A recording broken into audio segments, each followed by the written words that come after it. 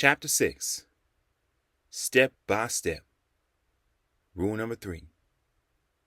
Jamal had agreed to meet the Rev the next day. In front of the church, the Rev said, 6:30 a.m. Gotta be early so you can get to your job.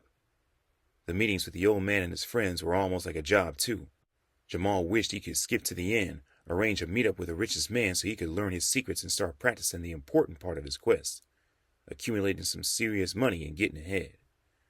But he knew the old man had a plan, and he would have to play along with him if he wanted that final introduction. Jamal arrived 5 minutes early, but the Rev was already there waiting. Right across the street, the Rev said. Right across, Jamal started. The daycare center? We're going to get financial advice from a bunch of babies? I hadn't thought of it quite that way, the Rev said. Then he broke out his big toothy grin and said, yes, as they crossed the street. Jamal held the door for a woman who was hurrying into the center with one child in a carrier and a toddler in tow. He and the Rev followed her through a coat room into a big kid-friendly reception area. Even at 6:30 in the morning, the place was hopping. A tall African-American woman in a business suit noticed the Rev and came over to embrace him. Karen McDonald, the Rev said. Jamal Thomas, the young man I wanted you to allow to be an observer. Jamal, Karen said, greeting him warmly. Miss McDonald, he said, extending his hand. Call me Karen, she said. The Rev wants me to go over one of his rules with you, but first you need to spend a little time watching the action. She led Jamal into a classroom with a half a dozen tiny kids. Babies, really. Most of them crawling around. Just wait here, she said. Watch what's going on. Keep an eye on the little girl over there, holding on to the edge of the table. Her name is Alicia. I'll be back in a few minutes. Jamal curled himself down into a chair that was only a foot or so off the floor and built for a 3-year-old. The little girl Karen pointed out, Alicia, was not doing anything remarkable. She was pulling herself up on a low plastic table and standing on 2 wobbly legs. First, she would wobble around the table going one way and then wobble back the other way. After a bit, she started holding on with one hand, and she took 2 steps and then fell down on her well-padded butt. Then she pulled herself up to the table and did the same thing all over again. Alicia ignored all the other kids and the teachers. There were 2 of them in the room. She kept pulling herself up, staggering around a bit, and then falling down. One of the little crawling kids scooted over to where she was and bumped into her. She fell down, and they both laughed, but Alicia seemed more set on standing and wobbling than playing, so she went back to doing that. She was doing the one-hand thing, and then she let go and took about 3 steps away from the table and stopped. She seemed really excited about the view, looked around and seemed surprised by it all.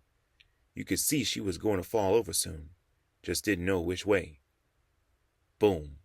There she goes, Jamal thought. But first, definitely the way to go. Jamal smiled. Nice soft landing. Alicia crawled back to the table, pulled herself up, and started the one-hand thing. She took 2 more short walks, followed by soft landings. Karen came back into the room and Jamal stood up, watching Alicia. The tiny girl balanced herself and got ready to take off on another trip. Persistent, he said to Karen. She'll go 2 or 3 steps and hit the deck and come back and try again. And again. They watched. Alicia left the safety of the little table and started wobbly walking out into the room. And this time, she kept going. 8, 9, maybe 10 steps to another little table. When she reached the other table, without falling down, she looked back, all smiling and giggling and proud of herself. Wow, Jamal said quietly. She did it. Cool, kid. Karen led Jamal back to an office where the Rev was waiting. It was nearly 7. Almost time for Jamal to leave to get to work. Not much time for talking about rules for getting rich and so on. Well, Jamal, Karen started, what did you see? Little kid, baby, learning how to walk, I guess, Jamal said. Good, Karen said. And what exactly was she doing? You mean trying to walk? Jamal said. You know, she was toddling and taking a step or 2 and falling down and doing it again. What exactly was she doing when she let go at the edge of the table? Karen said. She was taking these teeny tiny baby steps. There you are, Reverend, Karen said. Rule number, what number is it? 3, the Rev said. Rule number 3, Karen said. You can write it down, the Rev said. Jamal already had his notebook out. Teeny tiny baby steps, Karen said. Rule number 3, Jamal repeated. Teeny tiny baby steps. Jamal was saying the words, but he didn't sound like he was really understanding them. You are at the start of a long journey, the Rev said. You got lots of time, your entire life, to get this thing with money right. You're just starting out like some of those little babies you were watching. So, Jamal said. So, the old man repeated. Take teeny tiny baby steps? Jamal said. You'll fall down too, Karen said. Prepare for that. Yeah, the Rev agreed. There will be bumps in the road and you'll be falling further and won't be as well padded as those little babies. You're going to have to get used to picking yourself up to get going again. Here's the thing, the Rev continued. Keep things short and simple to start off. KISS. Easy to remember. KISS, Jamal said. Oh, I see. Keep it short and simple.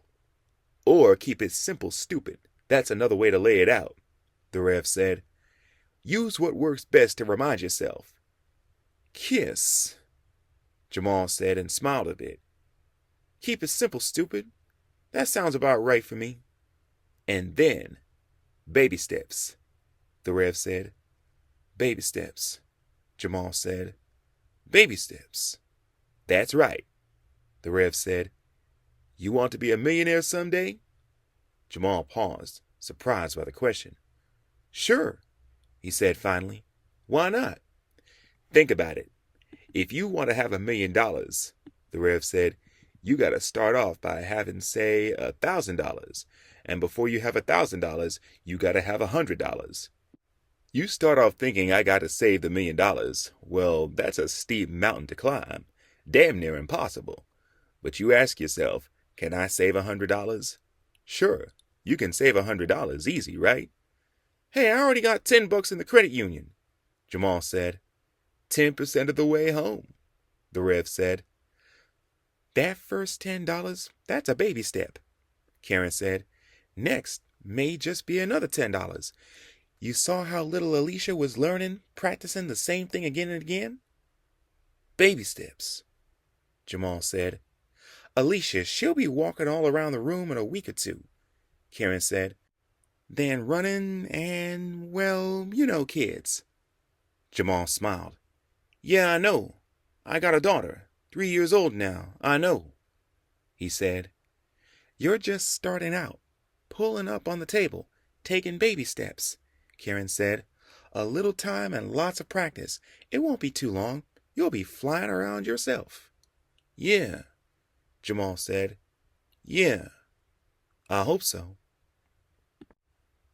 Illustration of Jamal's notebook. The rules.